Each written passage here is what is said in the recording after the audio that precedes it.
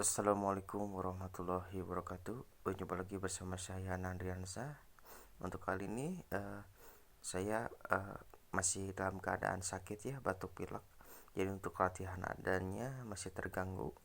Karena kalau untuk keadaan itu lumayan kalau dikasih pilek sama batuk, jadi suaranya nggak keluar tenggorokannya.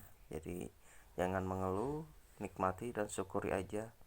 Suatu saat pasti Allah memberikan yang terbaik. Jangan lupa untuk sholat, berzikir. Jadi sakit itu sebagai pengukur dosa. Nantikan saya latihan ada lagi ya kalau saya udah sehat, suara udah maksimal. Terima kasih banyak.